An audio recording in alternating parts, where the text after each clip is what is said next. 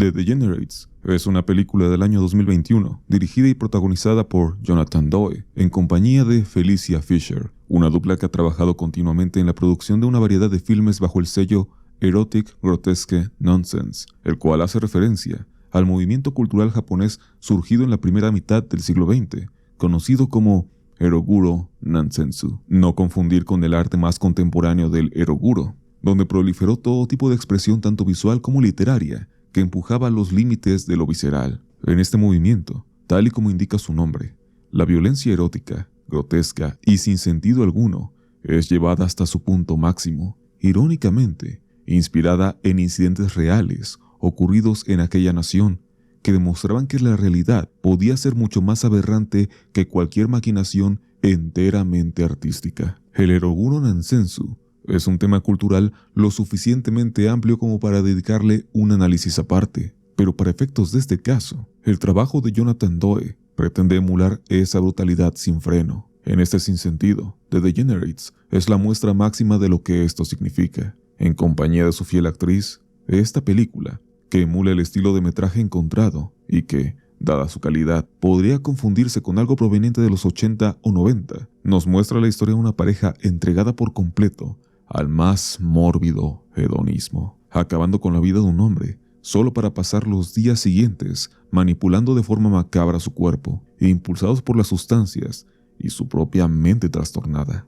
La película es gráfica de inicio a fin, incluso el propio póster promocional, que puedes ver sin censura en Google, no se guarda nada, siendo, en palabras de su realizador, un homenaje a las falsas películas snuff.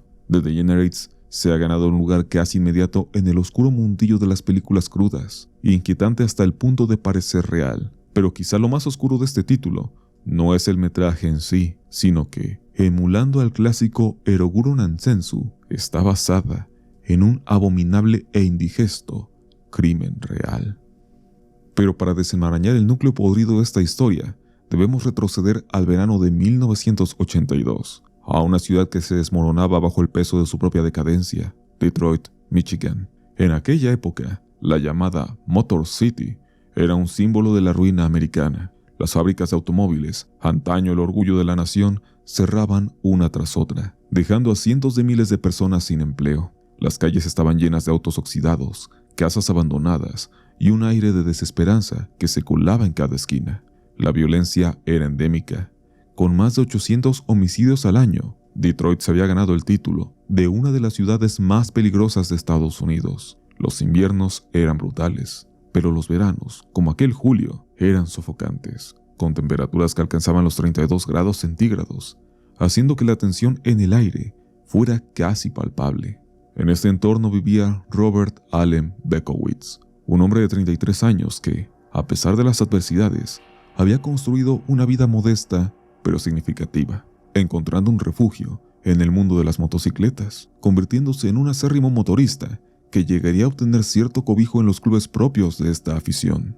Era un hombre de gustos simples, un obrero ocasional que trabajaba en talleres mecánicos o en empleos temporales, y un coleccionista de armas de fuego, una pasión que lo llevaba a pasar horas limpiando y admirando su arsenal de pistolas y rifles. Robert vivía en un apartamento en el 19300 de Woodbine Street, un bloque de edificios bajos en el noroeste de Detroit. Allí compartía su vida con Janine Clark, apodada Charlie, una joven de 21 años cuya belleza y carisma contrataban con una personalidad volátil. Janine, al igual que otros jóvenes, había crecido en un entorno inestable, con una infancia marcada por conflictos familiares, aunque los detalles de su pasado son escasos. Para Robert, ella era más que una novia. Era un ancla en un mundo que a menudo lo había rechazado. Pero también estaba James Edward Glover, de 37 años, el supuesto mejor amigo de Robert. James era un hombre carismático, de buen humor casi por norma, pero que en los últimos años, a causa de dolores crónicos de espalda que lo obligaban a usar un bastón y adquirir adicción por los opioides y anfetaminas, se había convertido en alguien difícil de tratar por momentos. Los tres formaban un triángulo de relaciones entrelazadas, unidas por la confianza, pero también por tensiones subterráneas que Robert no podía ver. Y es que algo muy importante que este hombre desconocía era que Janine y James llevaban meses envueltos en una aventura secreta. James Glover había estado consumido por los celos y dejó de ver a Robert como un amigo.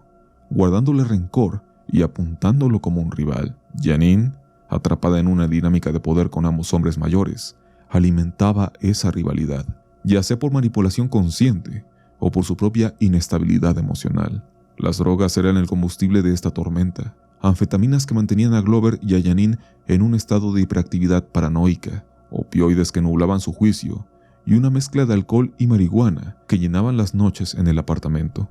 Este cóctel de sustancias y emociones creó una atmósfera donde la lógica se desvanecía y los impulsos más oscuros tomaban el control.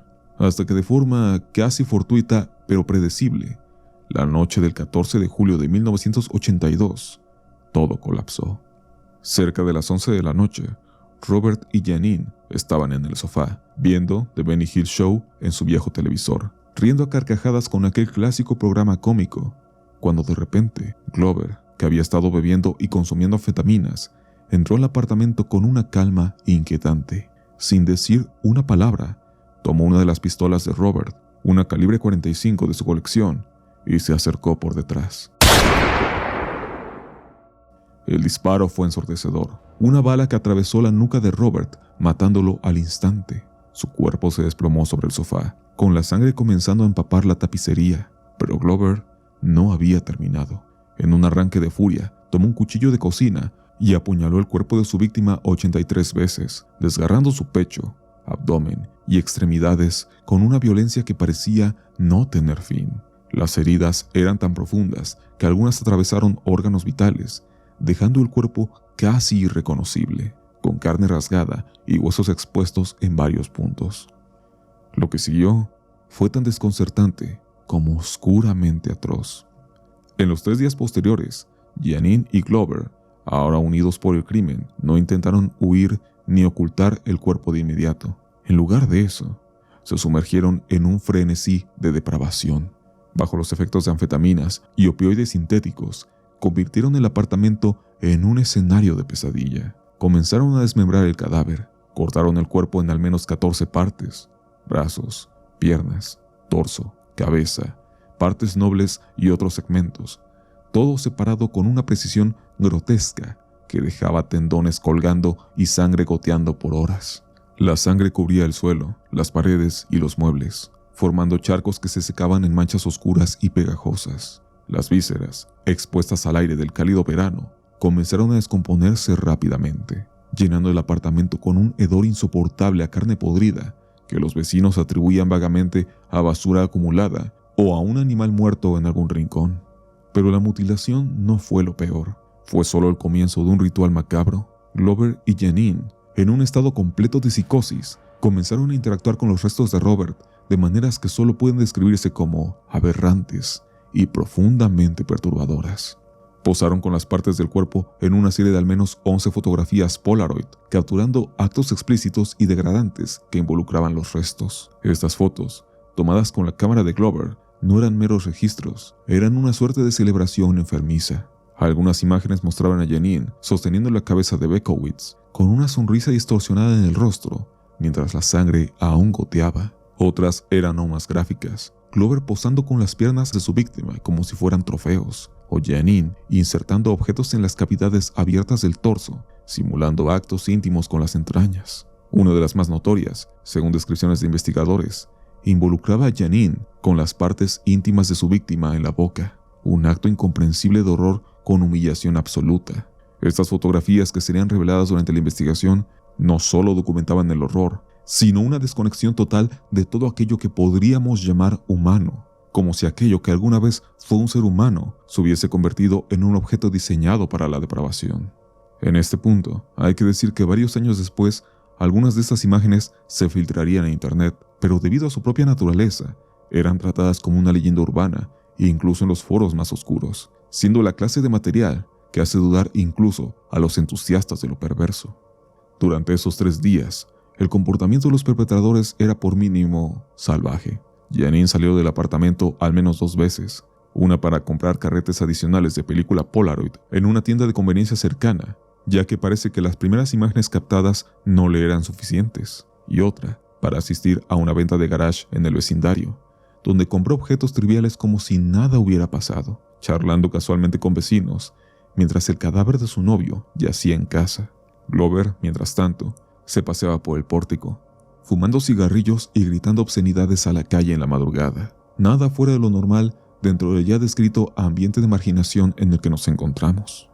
El interior del apartamento, por su parte, era un escenario abrumador. Partes del cuerpo de Robert fueron envueltas en bolsas de plástico negras y apiladas en un armario o empujadas hacia el sótano, pero nunca se deshicieron completamente de ellas. Intentaron ocultar algunos segmentos en el sótano del edificio, bajando escaleras con bolsas pesadas que goteaban fluidos, pero el calor del verano aceleró la descomposición, haciendo imposible cualquier ocultamiento efectivo.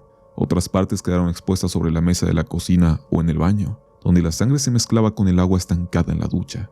Era notorio que no había un plan real para deshacerse del cuerpo. Parecía que el poco razonamiento que quedaba en la pareja se esfumó al concebir su depravación.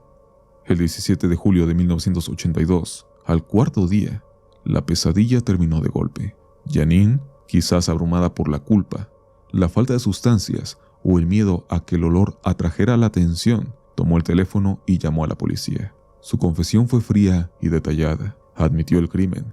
Describió paso a paso lo ocurrido, señalando la ubicación exacta de las fotografías que habían tomado, esparcidas por todo el suelo del apartamento. Cuando los oficiales llegaron, encontraron a Glover sentado en una silla, embrutecido y murmurando incoherencias, pero con su ropa salpicada de sangre seca. El olor a descomposición los golpeó de inmediato, seguido por la visión de un recinto que parecía salido de una película de terror. Las bolsas de plástico en el armario y el sótano contenían partes del cuerpo. La mesa de la cocina, aún pegajosa con sangre y fluidos, sostenía herramientas manchadas y la larga serie de fotografías que mostraban algo que solo pudo hacer que los investigadores permanecieran en silencio. Uno de ellos, según reportes, vomitó en la escena. Otro dijo que nunca había visto algo tan inhumano en sus 20 años de servicio. Era demasiado incluso para los expertos. El juicio, que comenzaría un año después, en 1983, en el Tribunal del Condado de Wayne, con audiencias preliminares que duraron semanas. James Glover enfrentó cargos por haber quitado la vida a Robert, usar un arma de fuego en un delito grave y la mutilación de la víctima. Su defensa se basó en la incompetencia mental, alegando que las sustancias lo habían dejado sin memoria de los eventos, atrapado en un estado de psicosis temporal. La fiscalía presentó las fotografías Polaroid como evidencia clave, demostrando la premeditación y la participación activa. Testigos, incluyendo vecinos que oyeron risas y gritos durante esos días, y el vendedor de la tienda que recordó a Janine comprando la película con una actitud extrañamente eufórica, fortalecieron el caso. Glover intentó apelar alegando una y otra vez la coerción de las drogas, pero el juez rechazó las mociones, siendo finalmente condenado de 30 a 50 años de prisión, una sentencia que cumplió en la institución correccional de Michigan, donde murió en 1996 de causas naturales relacionadas con su salud deteriorada. Janine Clark, por su parte, tomó un camino diferente en el juicio, que se llevó a cabo por separado para evitar contaminación de evidencias. Su defensa la pintó como una víctima manipulada, una joven bajo el control psicológico y físico de un hombre mayor y violento, alegando que actuó por miedo a Glover. Sin embargo, las pruebas contaban otra historia. Las fotos mostraban su participación activa, con ella posando voluntariamente en varias imágenes. La fiscalía la interrogó durante horas sobre por qué no huyó o llamó antes, y Janine rompió en llanto varias veces, admitiendo parcial responsabilidad, pero también culpando a las anfetaminas. Sería condenada solo por mutilación, recibiendo una sentencia de 6 a 10 años, de los cuales cumplió aproximadamente 6 en la prisión para mujeres de Huron Valley, liberada en 1988 bajo libertad condicional, desapareciendo del radar público. Algunos rumores sugieren que cambió su nombre y vive en algún lugar del medio oeste de los Estados Unidos, posiblemente luchando con traumas no resueltos. Pero luego de esto, no parece haber registros de apelaciones exitosas o entrevistas posteriores, como si el caso fuera tan extremo para que el sistema hubiese preferido olvidarlo junto con su implicada. Después de toda esta nauseabunda crónica, queda una duda muy válida. ¿Por qué llegaron a este extremo? Los psicólogos que analizaron el caso ofrecen varias teorías, conocidas por inducir paranoia y agresividad. Pudieron haber amplificado los impulsos psicopáticos de Glover, un hombre cuya vida ya estaba marcada por la frustración y el dolor crónico. Janine, por su parte, pudo haber sido arrastrada por una combinación de miedo y fascinación, atrapada en una relación codependiente con Glover que la llevó a cruzar líneas impensables. Algunos expertos sugieren que el acto de fotografiar el crimen refleja un deseo de control y perpetuidad, una forma de inmortalizar su poder sobre alguien a quien odiaba, pero ni siquiera esto parece ser motivo suficiente. El caso de las fotografías es una historia demencial por sí misma, aunque sería la propia Janine quien llamaría a la policía y ésta encontraría la evidencia, ya sea por el trabajo de inescrupulosos periodistas que se hicieron con copias o por una cadena de errores, estas llegaron a ser digitalizadas y al paso del tiempo, con la apertura de Internet, fueron apareciendo de a poco en sitios turbios. Y como expliqué hace unos minutos, dada su enfermiza naturaleza, llegar a ellas era complejo, de modo que, aunque los rumores de su existencia estaban ahí, no fue sino hasta que portales como Bestcourt y similares las publicaron, que trascendería el horror de lo ocurrido aquel 1982 en Detroit, pero una vez más, permaneciendo como un relato desplazado que no suele ser referido cuando se habla de casos criminales. Volviendo un poco a la cinta con la que inicié este video, cuando uno mira The Degenerates, dependiendo de tu sensibilidad a cierto contenido, podría pasar como un trabajo más dentro de su nicho, incluso un tanto insulso por sí mismo, pero es el contexto completo de aquello que lo inspiró que termina revolviendo el estómago. El trabajo de Jonathan Doe, con su estética de metraje encontrado, deja una evidencia simulada, de nuevo, de cómo cualquier cosa sucedida en la realidad puede ir más allá de lo que el arte, incluso el más enfermizo, puede concebir. El caso de Robert Bekowitz es atroz, pues nos obliga a mirar los abismos de nuestra propia naturaleza, esos lugares donde la humanidad se desvanece, impulsada por motivos sencillamente estúpidos. Antes de finalizar, mando saludos a quienes dejaron sus supergracias en el video anterior, los cuales son Twiley Boogeyman y Team302. Si quieres una mención al final del próximo video, solo deja una pequeña aportación. Muchas gracias por ver. Los espero en la próxima.